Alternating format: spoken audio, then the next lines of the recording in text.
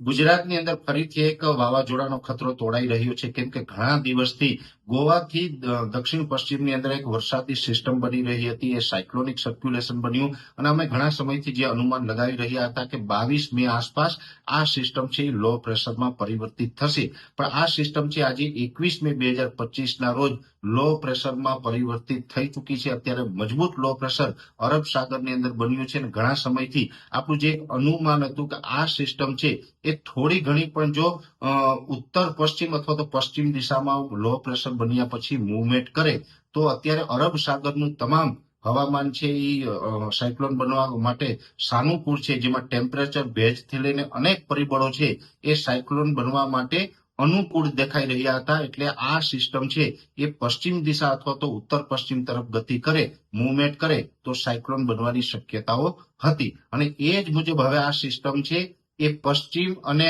ઉત્તર પશ્ચિમ તરફ મૂવમેન્ટ કરે તેવી પૂરી શક્યતાઓ છે.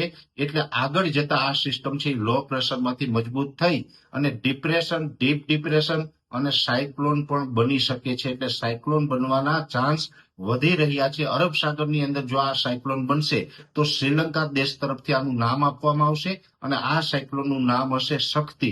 હવે ખાસ કરીને અત્યારે તો અમે સતત આ સિસ્ટમ ઉપર નજર રાખી રહ્યા છીએ. અત્યારે જે પ્રમાણે આની મૂવમેન્ટ દેખાઈ રહી છે, અલગ અલગ મોડેલોની અંદર હજી ઘણા બધા મતાંતર છે, કેમ કે અમે જે પ્રમાણે સેટેલાઇટથી આની જે ટ્રેકિંગ કરી રહ્યા છીએ એ મુજબ અલગ અલગ મોડેલો છે, અલગ અલગ એની દિશાઓ બતાવી રહ્યું છે. છતાં પણ અત્યારે સાયક્લોન બને તેવી શક્યતાઓ છે એ વધી રહી છે. એટલે અરબ સાગરની અંદર એક સાયક્લોન બની શકે છે. એ સાયક્લોન બનશે તેનું નામ હશે શક્તિ અને આ સાયક્લોન બને તો જેવી રીતે ગયા વર્ષે બિપરજોય સાયક્લોન જે ટ્રેક ઉપર ચાલ્યું હતું એ ટ્રેક ઉપર ચાલી શકે છે. એટલે કે સૌરાષ્ટ્રનો દરિયાકાંઠો અથવા તો કચ્છના દરિયાકાંઠા અથવા તો પાકિસ્તાનના દરિયાકાંઠે આ જે શક્તિ સાયક્લોન છે એ ત્યાં નજીક આવી શકે છે.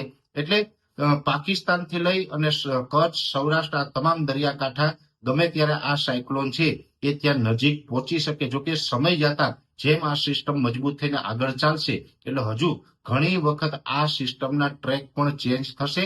એ ટ્રેક ચેન્જ થશે એની પડેપડની માહિતી છે અમે આપના સુધી પહોંચાડતા રહીશું.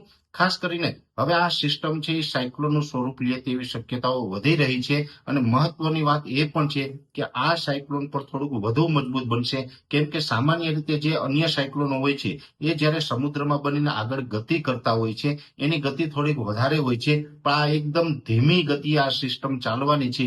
આ જેટલી વધારે ધીમી ગતિથી આ સિસ્ટમ ચાલે એટલું આ સાયક્લોન પણ મજબૂત બને અને આપણે વધારે ખતરો દેખાય એવી શક્યતાઓ દેખાઈ રહી છે. એટલે અત્યારે ખાસ આપણે બધા મિત્રોએ એલર્ટ રહેવાનું છે. કોઈ ચિંતામાં નથી આવવાનું, પણ એલર્ટ રહેવાનું છે, સાવધાન રહેવાનું છે, સાવચેત રહેવાનું છે, કેમ કે અરબ સાગરની અંદર હવે એક સાયક્લોન બને તેવી શક્યતાઓ મજબૂત બનતી જાય છે, વધારે શક્યતાઓ દેખાઈ રહી છે અને આ સાયક્લોન બનશે એટલે સૌપ્રથમ અમારા તરફથી આપ સુધી આ માહિતી પહોંચાડવામાં આવશે.